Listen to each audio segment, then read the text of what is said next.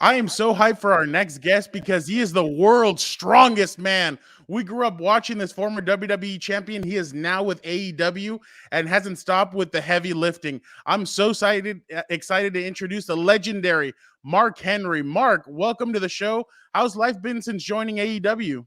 Man, life is great, man. I can't complain at all. I got a lot going on, but um, heavy is the head that wears the crown.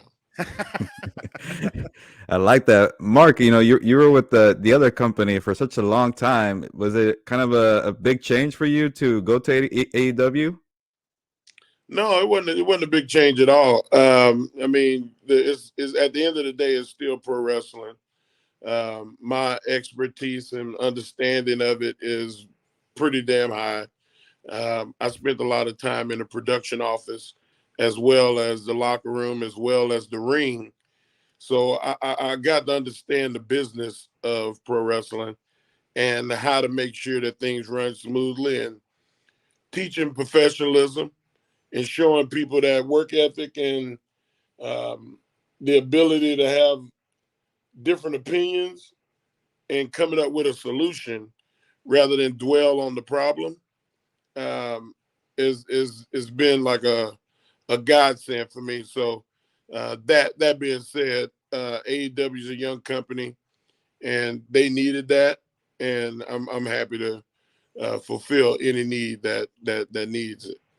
Yeah, Mark, you know how the business works. You know how to run a business, and you know how to find the talent. That's kind of the biggest thing. That when I look at your resume, I see all these superstars that you found as a talent scout, and I think you're doing that for AEW. You found wrestlers like Bianca Belair, Jade Cargill, Gil, and Braun Strowman and Mark Corbin. But I guess for you, when did you realize that you were good at finding talent and being a scout? You know what? It just happens. You look at people like Brian Danielson. I didn't have anything to do with his training, his development, but I recognize good when I see it. And he's one that I pushed him to sign, and he's going to end up being a Hall of Famer for them. So going forward, when I see people, I know that they'll be good. They just need the opportunity, and they need to come into the company and work like they don't have talent. Having guys like Brian Danielson, CM Punk, John Moxley, and the Young Bucks, and some of these guys as the face of the company, how big is it for AEW? It's awesome.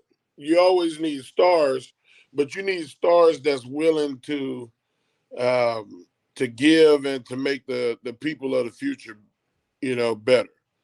Um, and that's what AEW has. A bunch of unbelievable talent that doesn't mind getting their hands dirty and are not going to cry and moan when stuff don't go their way. They want to make sure that the company um, works for the best. So AEW is a good place to be. Mark, you guys are making your way out to the West Coast for the first time. What should Southern California pro wrestling fans expect from AEW the first week of June? And why do you feel like AEW is growing at a rapid pace? Nothing but the best. They shouldn't expect anything but the best. The best experience that you've had in an arena watching wrestling. And I say that because it's like a party. It's like going to a concert. You get pro wrestling. You get the energy from the crowd is unrivaled. I can't even explain to you uh, how impressive I feel that the crowd appeal is. Um, it's worth it's worth the price of admission just because you get to interact with the people.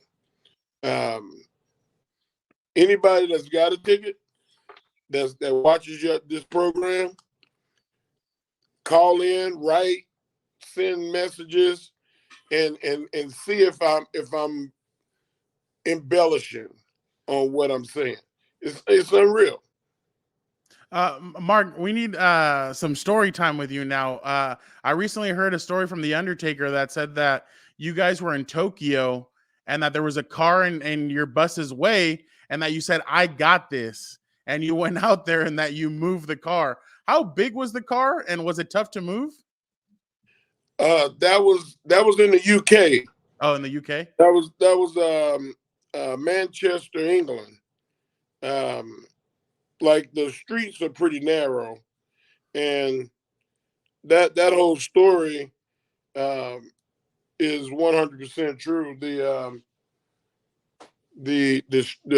car parked kind of at an angle, so you couldn't get down the street. At least a car could, but not a bus.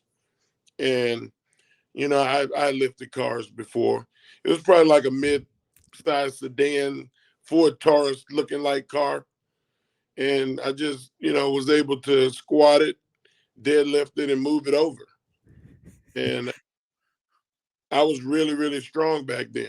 Like there were things that I say it kind of nonchalantly, but most elite strong men would be able to do that.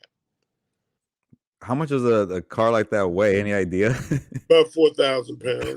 Wow. But you're only lifting about the trunk part of the car. You'll probably only lift about 700 pounds of it. Okay, it's a whole strategy to it. There's a lot of people that can deadlift 700 pounds. Mm. Mark, We're not one of them. No, we're definitely not us too. Mark, how about one of your best stories as a talent scout? We've got a couple already from you, but anything that kind of just pops out or stands out that you're not gonna forget about how you found that person or where you were when you found that person? You know what? Braun Strowman was a strong man, and I saw him at a Strongman Nationals in Los Angeles, and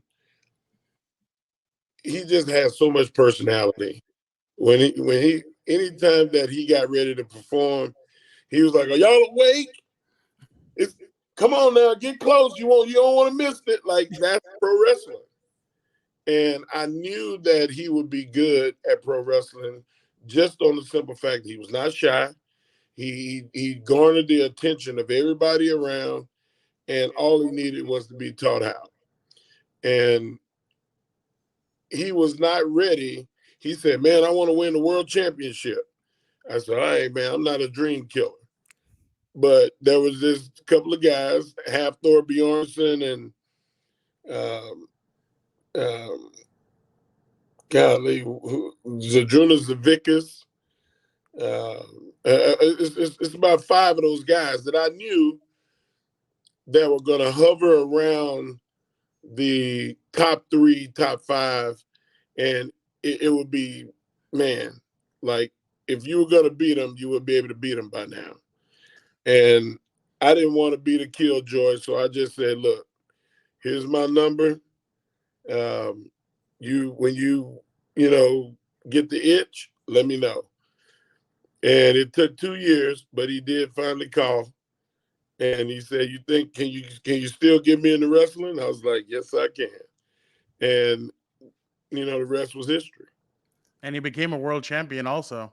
Yeah. So there you go. Mark, Not everybody, but almost everybody that I've scouted became world champion. Wow. you have an eye for talent. Mark, I don't know how much you keep up with the other company, but what did you make of the Sasha Banks and Naomi walkout rumors? To me, all of it is just rumors. I don't know all the facts.